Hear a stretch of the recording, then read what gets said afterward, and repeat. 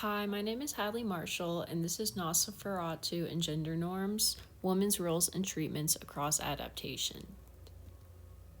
So for my outline, I will first go over an overview of each film, provide some historical context, state the gender norms that each film portrays, and provide evidence supporting my claims, give a conclusion, and lastly state my next steps. Originally a German film, Nosferatu is a gothic horror film about a newlywed couple, Hutter and Ellen, and their confrontation with the vampire Count Orlok. I will get into the specific storylines of each film later in the presentation.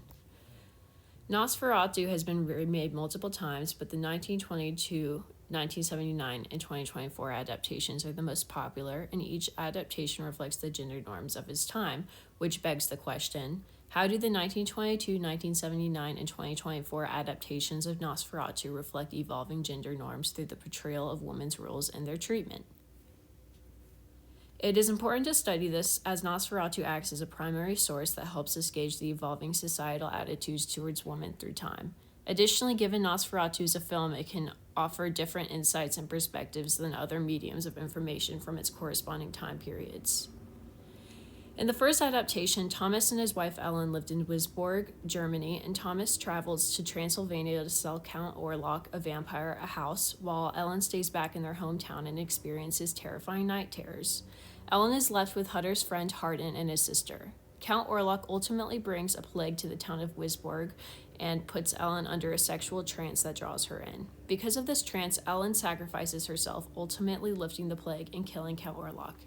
The second adaptation is the exact same, but in this one, the main characters are named Lucy and Jonathan, and the vampire's name is Count Dracula. Lucy is left with her friends Mina and Schrader. In this one, Lucy tries to tell people what is going on, but no one listens. Additionally, in this one, Lucy tries to strategically defeat Count Dracula, but after Mina's death, she realizes she must sacrifice herself to defeat him, and the movie concludes with her doing so. The last adaptation of Nosferatu is similar to the previous one. However, in this one, Ellen and Count Orlok were previously lovers, and Ellen is cursed by him. Additionally, the people watching Ellen are her friends Anna and Andrew's husband, Frederick. In this version, Anna is treated like a mental patient following her night terrors, and it introduces a character named Professor von Franz, who is a scientist that is acquainted with the supernatural. Count Orlok gives Ellen 3 nights to give herself to him, or he threatens to kill her husband. After speaking to von Franz, Ellen realizes that she is the townsman's only salvation, and sacrificing herself to Count Orlok is the only way out. It is important to take into account the political background of each film, so we have evidence to support these are accurate depictions of gender norms of their respective time periods. For example, some political context that was going on during the filming of the 1979 version of Nosferatu was the second wave feminist movement. This lasted from the 60s through the 70s and consisted of the rise of organizations such as the National Organization for Women, the Equal Employment Opportunity Commission, women entering political campaigns, and Title IX being passed as a part of the Higher Education Act. All of these things collectively gave women increased access to education, jobs, and allowed them to politically strive. Each film portrays many of the same gender norms, but their focuses are different. The first film mainly portrays the gender norm that women are over-sexualized, over-emotional, and dependent people. This is evident through 3 scenes. So firstly, Ellen being over-sexualized is evident in the scene before sacrificing herself to Count Orlok. In this scene, she is evidently sexualized. As she tilts her head back, desire fills her eyes, and she places her hand on her chest. Next, in every scene of Ellen, she's dramatically displaying some emotion. For example, when Hutter returns from his voyage, she's so overwhelmed with emotions that she faints. And this is scene here.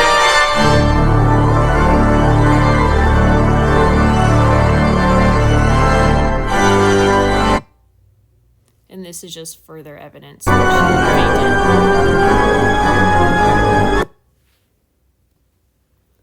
In this scene, she's evidently very over-emotional because this reaction seems to be over the top given the situation. Lastly, Ellen is displayed as dependent on other people, most evidently in the fact that when Thomas left, he made his friend Hardin take care of her. This portrays dependency because the film makes it seem like she's reliant on external people rather than being able to take care of herself. The second adaptation displays the gender norm that women are not credible. This is evident in this scene.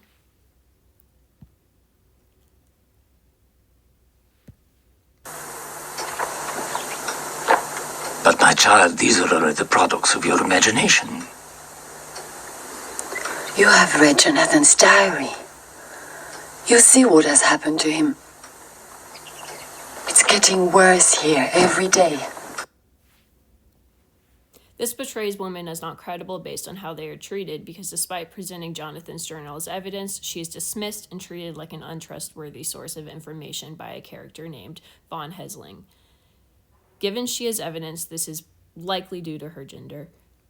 This film focuses on redefining this narrative by demonstrating new gender norms where women can actually be strategic and can be heroes as well. This is demonstrated when Ellen discovers that Count Dracula must sleep in the soil he's buried in, and she strategically places vampire-repelling cloth in his casket.